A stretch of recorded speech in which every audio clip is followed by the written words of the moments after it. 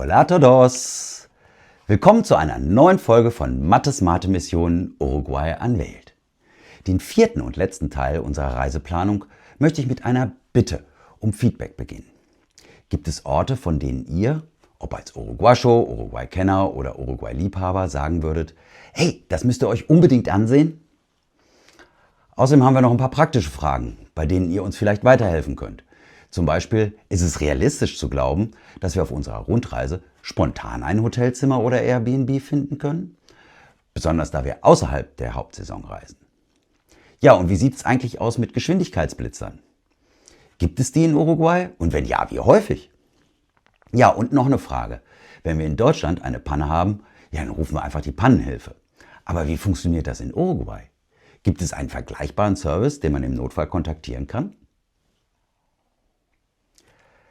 Im ersten Teil unserer Reiseplanung ging es um die Tage 2 bis 10, die wir mit der Erkundung der Departamentos Maldonado und Rocha verbringen möchten. Die Teile 2 und 3 waren den Plänen für unsere kleine Rundreise gewidmet. Wir wissen noch nicht genau, wie lange wir unterwegs sein werden. Sobald wir von unserer Rundreise zurück sind, möchten wir die verbleibenden 14 bis 18 Tage nutzen, um ein paar Dinge zu erleben, die uns besonders wichtig sind. Montevideo wollen wir auf jeden Fall in Ruhe erkunden. Außerdem möchten wir die Gelegenheit nutzen, viele von den netten Menschen persönlich zu treffen, die wir bisher nur online kennen. Also meldet euch gerne, damit wir euch dann besuchen können. Ein bisschen Entspannung darf auch nicht fehlen. Chillen und Grillen steht definitiv auf der Liste. Ein weiteres Highlight wäre es, Wale zu beobachten. Nee, das wäre ein echter Traum. Und schließlich wollen wir Orte, die uns besonders gut gefallen haben, nochmal genauer unter die Lupe nehmen. An dieser Stelle auch wieder unser Aufruf an euch. Wenn ihr in der Region lebt, die wir besuchen werden und im Oktober 2025 Zeit und Lust habt, uns eure Gegend zu zeigen und unsere Fragen zu beantworten, meldet euch gerne. Ihr könnt uns gerne auch per E-Mail erreichen. Die Adresse findet ihr in der Kanalinfo.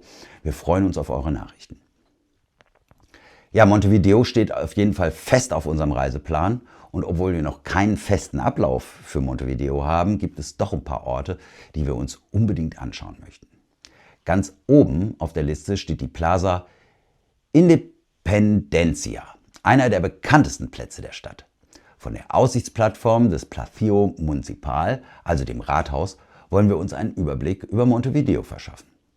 Ob wir die Stadt bei einer Rundfahrt oder lieber zu Fuß erkunden, entscheiden wir spontan, je nach Wetter und Tagesform.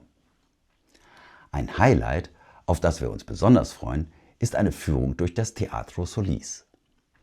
Außerdem möchten wir das Museo Casas de Gobierno besuchen, auch bekannt als Colell-Haus. Am Sonntag planen wir dann einen Abstecher zum Tristan Navaja, dem bekannten Flohmarkt der Stadt. Und da Uruguay ohne Gaucho-Kultur kaum vorstellbar ist, steht auch das Museo del Gaucho y de la Moneda auf unserer Liste. Natürlich darf ein Spaziergang durch die Ciudad Vieja, die Altstadt von Montevideo, nicht fehlen. Dort wollen wir uns auch den Mercado del Puerto besuchen. Eine Markthalle am Hafen, die für ihre Grillrestaurants bekannt ist. Lange Spaziergänge entlang der Rambla, also der Strandpromenade von Montevideo, sind ebenfalls fest eingeplant. Ja, und wer weiß, vielleicht finden wir auf dem Mercado de los Artesanos in der Ciudad Vieja noch ein paar besondere Mitbringsel. Übrigens, Montevideo besteht aus 62 Stadtteilen und hat etwa 1,4 Millionen Einwohner. Damit ist es nicht nur die Hauptstadt, sondern auch die größte Stadt Uruguay. Wir sind gespannt darauf, sie bald selbst zu erleben.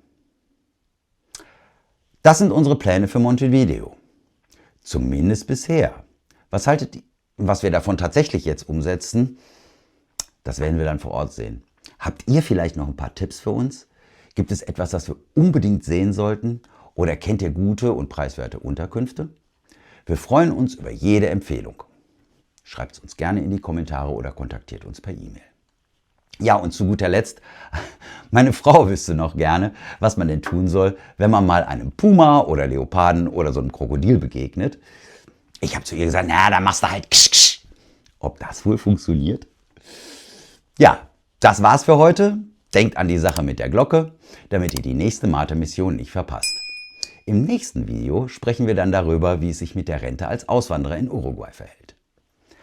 Hasta la próxima, wenn es wieder heißt Mates Mate Mission, que les vaya bien und auf Wiedersehen. Tschüss.